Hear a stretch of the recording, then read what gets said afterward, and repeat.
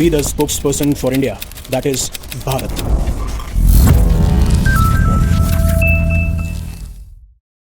Hello future leaders. अब जो आप थंबनेल पे देख रहे होंगे, आपने काफ़ी सारे मीडिया आर्टिकल्स, मीडिया हाउसेस के द्वारा इंटरव्यू दिए गए होंगे, काफ़ी सारे एडिटर्स ने इसके बारे में बात करी होगी कि जो ये स्टेटमेंट दिए गए हैं वो शायद किसी ने एक्सपेक्ट नहीं किया था कि ये स्टेटमेंट डोनाल्ड ट्रंप और Israeli prime minister Benjamin Netanyahu के बीच में होंगे over a phone call. But geopolitics में एक चीज़ बहुत इंटरेस्टिंग है, हर एक स्टेटमेंट जो दिया जाता है उसका कोई ना कोई सेंस होता है। और अब ये जो क्लैश है, खासकर ये जो स्टेटमेंट है जो आप थंबनेल पे पढ़ सकते हैं और मुझे पढ़ने की जरूरत नहीं है, इनको डिकोड करना बहुत इंपॉर्टेंट है। आपसे बस एक गुजारिश है कि शायद अभी एल्गोरिदम हमें सपोर्ट नहीं कर रहा है, तो आप ज़्यादा से ज़्यादा लाइक कीजिए। अगर आपको अच्छा लगता है फैलाइए। काफ़ी बच्चे बोलते हैं कि आपके जो लेक्चर्स होते हैं वो काफ़ी सारे और एजुकेटर्स से ज़्यादा अच्छे होते हैं, अंडररेटेड चैनल है एंड व्हाट नॉट। तो इसीलिए अब हर बार जब भी मेरा कोई वीडियो आएगा उसके थंबनेल पे आपको देखने को मिलेगा लेट्स डिकोड दिस। तो हम इस चीज़ को डिकोड करते हैं। अब देखिए, पहली बात ये समझिए, जब डोनाल्ड ट्रंप यूएस के प्रेसिडेंट बन के सेकेंड टर्म में आए थे, तब बेंजामिन नेतन्याहू ने यह अज्यूम कर लिया था कि अब वो अपने सबसे बड़े अलाय के साथ में काम करेंगे और ऐसा काम करेंगे कि जो भी उनकी मंशाएं हैं या जो भी उनकी इच्छाएं हैं वो उसको पूरा करते हुए नजर आएंगे। और इसीलिए आप देखेंगे बार बार आपको देखने को मिला है डोनाल्ड ट्रंप बैक करते हुए आए हैं Israeli prime minister Benjamin Netanyahu को। चाहे से जून के अंदर जब यूएस और इजराइल ने मिलकर ईरान की न्यूक्लियर साइट्स पर अटैक किया, अभी जो वॉर चल रही है, तो सब लोग यही कहते हैं, इवन एक्सपर्ट्स भी, मीडिया हाउसेस भी, कि ये one of the most pro Israel president हैं यूएस की हिस्ट्री के अंदर। और जो ये फोन कॉल हुई है ना, ये किसी ने एक्सपेक्ट नहीं किया था। लेकिन अब जिस तरीके से डोनाल्ड ट्रंप की फ्रस्ट्रेशन बढ़ती जा रही थी, तो हम ये एक्सपेक्ट कर सकते हैं डोनाल्ड ट्रंप से, क्योंकि वो ऐसी बातें करते हुए नजर आते हैं। और फिर हर एक मीडिया हाउसेस को कवर कर रहा है कि यू आर डैश क्रेजी, तुम अभी तक जेल में होते, अब हर कोई तुमसे नफरत करता है, इजराइल से नफरत करता है सिर्फ तुम्हारी वजह से एंड व्हाट नॉट। लेकिन ये स्टेटमेंट दिए क्यों गए हैं, उससे पहले आपको कहानी समझनी पड़ेगी।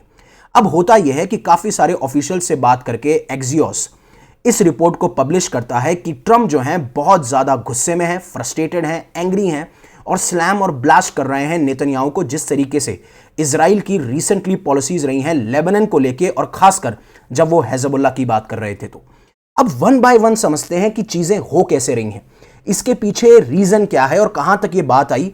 एंड बिलीव मी, आप 10 से 12 मिनट रुकिए, you will understand each and everything. But उससे पहले अनअकैडमी आपके लिए लेके आया एक ऑफर जो कि 19,999 में आपके लिए अवेलेबल है। कॉस्ट फ्रेंडली प्रिपरेशन आप 888 पर मंथ से शुरू कर सकते हैं, जिसमें 6 मंथ्स का एक्सटेंशन फ्री भी है। लिमिटेड पीरियड ऑफर है, डिस्क्रिप्शन में आपको लिंक मिल जाएगा। आप मेरा कोड यूज कर सकते हैं, यूवी पाजी वाला UVYUVI, उन्होंने मार दी 50। अब देखिए चीजें समझते हैं यहां तक क्यों आई है। अब जिस तरीके से इजराइल बार बार लेबनान के अंदर हिजबुल्लाह के टेरर टारगेट्स को अटैक कर रहा था, उनके जितने भी अड्डे हैं, जितने भी उनकी साइट्स हैं, उनको अटैक किया जा रहा था, क्योंकि आपको पता है हिजबुल्लाह एक बहुत बड़ा थ्रेट है इजराइल के लिए और इजराइल ये बार बार करता हुआ आया भी है। अब हो रहा यह था कि ईरान ने कहा कि अगर इजराइल लेबनान पे अटैक करेगा तो ऐसी वॉर शुरू होगी जहां पे आपको सिर्फ डिस्ट्रक्शन देखने को मिलेगा। और खासकर ये अटकलें तब लगना शुरू हुई जब पिछले 1-2 हफ्ते में यह कहा जा रहा था कि बहुत ज्यादा पॉसिबिलिटी है कि अब हमें यूएस इजराइल वर्सेस ईरान के बीच में एक सीजफायर एग्रीमेंट देखने को मिलता है। और जब इसी वीकेंड के दौरान, इसी एक हफ्ते के दौरान, यूनाइटेड स्टेट्स पहले ईरानियन रडार और वहां पे जितनी भी ईरान के अंदर ड्रोन कंट्रोल साइट्स है उसको बॉम्ब करता है, क्योंकि ईरान ने साफ साफ यह कहा कि हमने भी अमेरिकन MQ-1 प्रेडेटर ड्रोन को शॉट डाउन किया है। और ईरान ने यह एक्नॉलेज भी किया। और उसके बाद में रिपोर्ट्स ये निकल के आती हैं कि ईरान अब एक यूएस बेस को टारगेट कर रहा है जो गल्फ कंट्रीज में लोकेटेड है। हालांकि देखिए ऑफिशियली जो था किसी भी गल्फ कंट्री का नाम नहीं आया, बट जितनी भी रिपोर्ट्स बाहर निकल के आई सिर्फ एक के ऊपर निशाना था, दैट इज कुवैत। क्योंकि कुवैत बार बार ये रिपोर्ट कर रहा था कि हम काफी सारे ड्रोन्स और मिसाइल्स को इंटरसेप्ट कर रहे हैं। लेकिन चीजें इतनी खराब कहां से हो गई, अब समझिए। 1 जून को बेंजामिन नेतन्याहू एक ऑर्डर देते हैं। वो ये ऑर्डर देते हैं कि जो लेबनान की कैपिटल है बेरूट, उसके अंदर हिजबुल्लाह से जुड़े हुए जितने भी टारगेट्स हैं, खासकर जो टेरर टारगेट्स हैं, उनको हमें स्ट्राइक डाउन करना है। और ऑलरेडी जब लेबनान के साथ में काफी दशकों से इजराइल एक कन्फ्लिक्ट के अंदर है और अगर आप बेरूट की बात करेंगे तो हिजबुल्लाह के लिए ये एक ऐसा एरिया है जहां पे उनकी बहुत ही ज्यादा पकड़ है और बहुत ज्यादा मजबूत पकड़ है। अब ईरान ने उस टाइम यह कहना शुरू किया कि अगर आप सीजफायर का वायलेशन करेंगे तो जो नेगोशिएशन चल रही है आप उसको डैमेज कर रहे हैं, खतरे में डाल रहे हैं, और तब डोनाल्ड ट्रंप को पर्सनली आना पड़ता है। अब ऐसा क्यों है? क्योंकि आपको याद होगा ईरान ने यह कहा था कि हमारी जितनी भी कंडीशन है उसमें एक कंडीशन यह है कि सीजफायर सारे फ्रंट पे होगा इंक्लूडिंग लेबनन। तो अगर ये जो वायलेशन किया जा रहा है, अगर ये वायलेशन चलता रहता है तो उसके पीछे यूएस और इजराइल ही रिस्पॉन्सिबल होंगे, हम रिस्पॉन्सिबल नहीं होंगे। और ईरान ने यहां तक कह दिया था कि जो इजराइल अभी लेबनन में कर रहा है उसकी वजह से हम सारी की सारी वार्तालाप और नेगोशिएशन यहीं रोकते हैं। लेकिन फिर ट्रंप पर्सनली इंटरवीन करते हैं और एक फ्रेश सीजफायर कराते हैं इजराइल और हिजबुल्लाह के बीच में। अब आप समझिए कि कितनी कॉम्प्लेक्स और जटिल सिचुएशन क्रिएट हो चुकी है। एक तरफ इजराइल और हिजबुल्लाह का कॉन्फ्लिक्ट जो काफी दशकों से चल रहा है, दूसरी तरफ US Israel versus Iran war जिसमें यूएस चाहते हैं कि जल्दी से जल्दी सीजफायर एग्रीमेंट साइन हो, और ये सब कुछ डिसाइड करेगा कि क्या किस तरफ पासा पलटेगा या फिर पलड़ा झुकेगा when it comes to balance of power in Middle East. और काफी हफ्तों से बहुत ज्यादा पॉसिबिलिटीज थी कि ये डील साइन हो जाएगी। और फिर बहुत ही फॉर्मल तरीके से डोनाल्ड ट्रंप ट्रू सोशल पे कहते हैं कि मेरी प्राइम मिनिस्टर बीबी नेतन्याहू से बात हुई है, अब कोई भी ट्रूप्स जो है बेरूट नहीं जाएगा, वो अपने रास्ते से लौट चुके हैं। और ऐसा ही मैंने काफ़ी सारे रिप्रेजेंटेटिव से बात करते हुए हिजबुल्लाह के साथ भी बात करी है, उन्होंने भी यही आश्वासन दिया है कि वो इजराइल के ऊपर अटैक नहीं करेंगे और इजराइल उनके ऊपर अटैक नहीं करेगा। लेकिन होता क्या है? होता यह है कि प्रेसिडेंट ट्रंप ये कहते हैं कि अगर हिजबुल्लाह ने हमारे सिटीज और सिटीजन पे अटैक करना बंद नहीं किया तो इजराइल दोबारा से टेरर टारगेट्स को अटैक करता हुआ नजर आएगा। अब पहली चीज जो स्टेटमेंट है यू आर डैश क्रेजी, उसके पीछे का रीजन क्या है? उसके पीछे का रीजन ये है कि डोनाल्ड ट्रंप चाहते हैं जल्दी से जल्दी इस वॉर से एग्जिट लिया जाए। और अगर इजराइल उस चीज को इतना कॉम्प्लिकेटेड करता जाएगा, जो सबको पता था ऐसा होगा, क्योंकि जब भी यूएस और ईरान की नेगोशिएशन हो रही है इजराइल का स्टांस सिंपल है कि हम इस नेगोशिएशन का हिस्सा नहीं है, और जो लेबनन है वो इस नेगोशिएशन में हम इन्वॉल्व नहीं करेंगे, उसको हम इंडिपेंडेंटली ट्रीट करेंगे। और यही सारी चीजें जो हैं इस पूरे नेगोशिएशन को बहुत ज्यादा जटिल, कॉम्प्लेक्स और डिफिकल्ट बना रही हैं। दूसरा कि अब सब तुमको हेट करते हैं क्योंकि तुम पीस नहीं चाहते, इसलिए कहा गया। और इजराइल को इसलिए हेट किया जा रहा है क्योंकि जब जिस तरीके से जो एक्टिविटीज रहती हैं इजराइल की मिडिल ईस्ट के अंदर, तो यूरोप भी काफी बार इनको क्रिटिसाइज करता है, बाकी सारे नेशन भी क्रिटिसाइज कर रहे हैं, यूएस के अंदर जो पोल हैं वो भी धीरे धीरे गिरते जा रहे हैं। तो ये सारी चीजें ये दर्शाती हैं, डोनाल्ड ट्रंप ये कह रहे हैं कि इजराइल को आइसोलेट कर दिया जाएगा, और ये चीज इजराइल को पता भी है। इसीलिए इजराइल के लिए दो इंपॉर्टेंट प्लेयर हैं, that is one is US and second is India. और इसीलिए बार बार वो यूएस और इंडिया के लिए स्टेटमेंट देते रहते हैं। यही है जियोपॉलिटिक्स, और अगर अपने इंटरेस्ट सर्व होते हैं तो ऐसा किया जाता है और किया जा रहा है, जो आपको देखने को मिलता है। लेकिन कहानी कहां से शुरू होती है समझिए। आप सबको एक्सिस ऑफ रेजिस्टेंस के बारे में पता होगा। देखिए ये एक ऐसा नेटवर्क है जो ईरान बैक करता है, और इसमें मिलिटेंट ग्रुप्स हैं और काफी सारी ऐसी आर्म फोर्सेज हैं जो काफी सारे स्टेट में कुछ कुछ एरियाज को कंट्रोल करती हैं। और दिसंबर 2024 तक ये भी था, जब तक बशर अल असद की सरकार नहीं गिरी थी, सीरिया भी एक बहुत इंपॉर्टेंट कंपोनेंट था इस एक्सिस ऑफ रेजिस्टेंस का।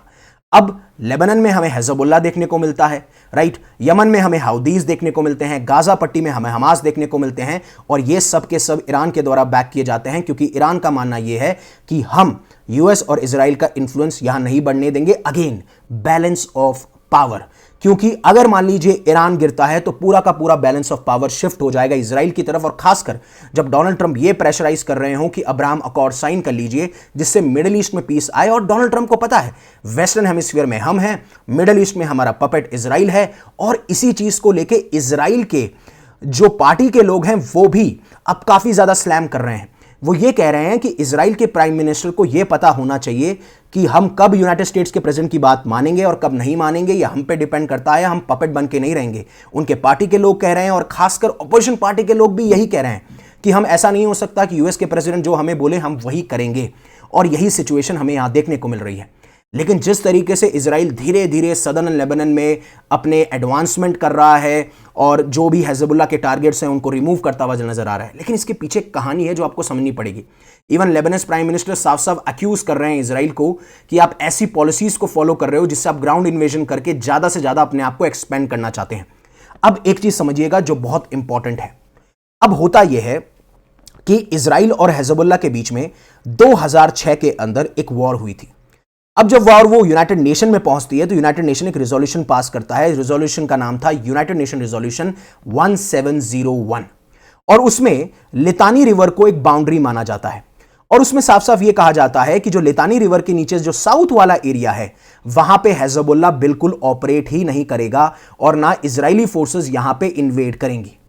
तो कौन यहां पे एक्टिव रहेगा या कौन ऑपरेट करेगा, तो उसके लिए उन्होंने लेबनीज आर्मी और यूएन पीस कीपिंग फोर्सेस को यहां पे तैनात कर रखा और ये एक बफर जोन है जिससे इजराइल को यह कॉन्फिडेंस रहे कि हिजबुल्लाह की तरफ से कोई अटैक नहीं होगा और इवन हिजबुल्लाह को भी यह पता हो कि हमें इस एरिया में नहीं जाना है, बिकॉज अगेन इजराइल और हिजबुल्लाह की वजह से लेबनान में सिचुएशन खराब हो सकती है, जो कि अभी है, क्योंकि बहुत ज्यादा क्रिटिसाइज किया जा रहा है। एक कमांडर को मारने के लिए पूरी बिल्डिंग गिरा दी जा रही है, अगेन अटैक किए जा रहे हैं।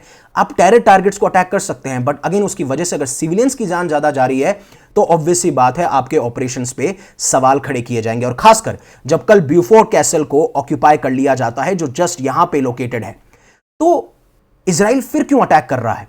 और लितानी रिवर के नीचे अगर यूएन पीस कीपिंग फोर्सेस हैं, लेबनीज आर्मी है, तो यह तरीका क्यों अपनाया जा रहा है?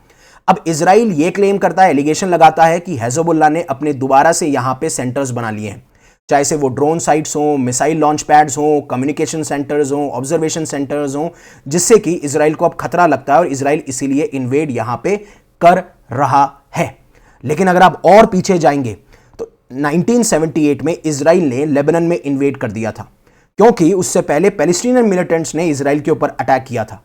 और फिर ये धीरे धीरे जो 2006 में एग्रीमेंट भी हुआ वो फेल होता हुआ गया, जिस तरीके से बताया गया इजराइल के द्वारा, एलिगेशन लगाए गए कि हिजबुल्लाह टनल्स बना रहा है, ड्रोन फैसिलिटीज बना रहा है, इसलिए हम ऐसा एक्शन ले रहे हैं।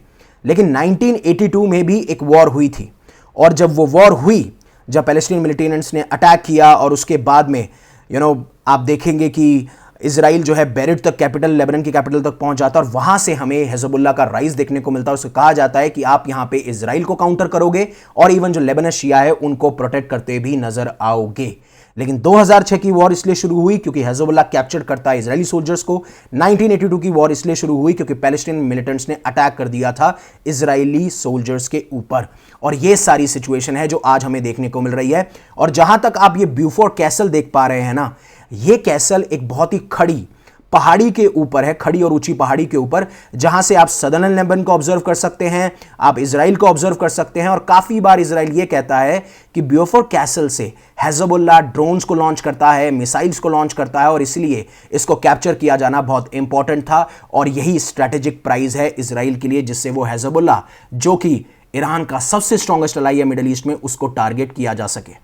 और ये सारा सब कुछ हो रहा है ईरान के 10 पॉइंट पीस प्लान को लेके।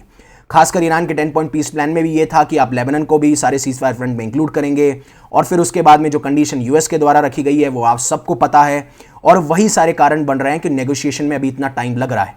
लेकिन अब ईरान के ऑफिशियल ये कहते हैं कि वॉर इनविटेबल है, वॉर होके ही रहेगी। हम विदाउट सरेंडर वॉर जो है होनी ही होनी है। और ये ईरान के सेंट्रल मिलिट्री कमांड खत्म अल अनबिया के डेप्यूटी हेड ने इस बारे में बात करी।